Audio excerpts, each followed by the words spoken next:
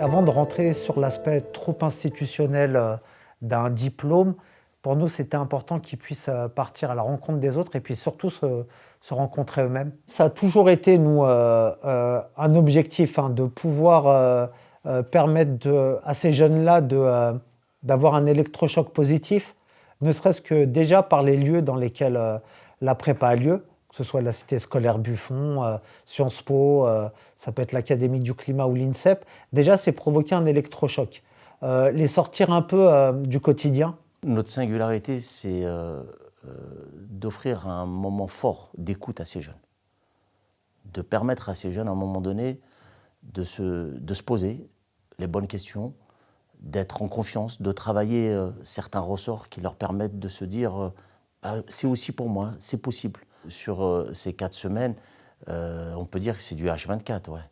À aucun moment on dit à un jeune impulsion, c'est de 9h à 17h. Je te donne, mais toi en contrepartie, il faut aussi que tu crois en tes capacités et il faut que tu t'investisses pleinement. Voilà, on est vraiment dans quelque chose de donnant-donnant. Ce qui va se passer dans la prépa va influer positivement ou négativement sur tout le reste du parcours. Il n'y a aucun temps qui n'a pas une visée pédagogique. Le premier indicateur qui est précieux, qui est extrêmement fort, c'est la prise de confiance du jeune.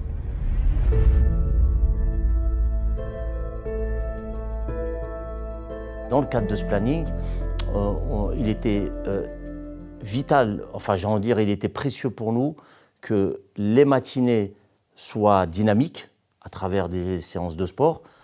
Les après-midi, ce soit plutôt des temps réflexifs, des temps où justement il y a de l'échange. Ça va être des ateliers qui sont en lien, surtout dans le début de la prépa, autour de leur motivation, de qui ils sont.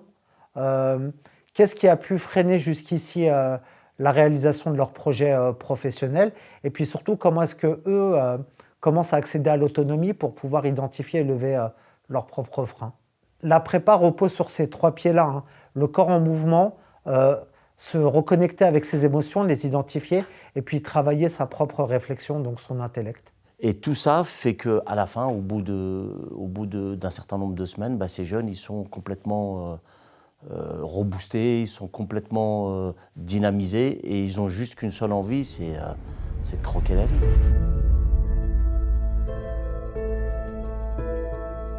L'origine de cette préparation militaire, c'est qu'on a, nous, décidé d'inscrire toutes nos actions dans des parcours républicains par le sport.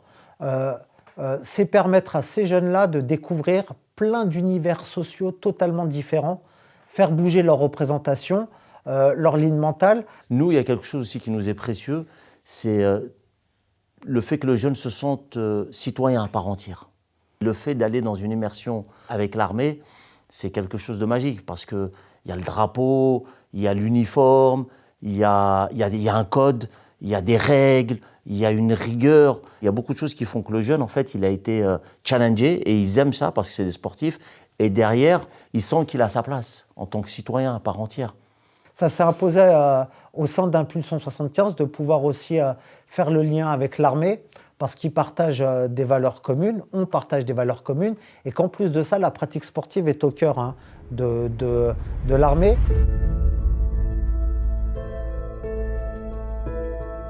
C'est du concentré d'aventure, de découverte de soi et puis de rencontres avec les autres dans plein d'univers sociaux différents.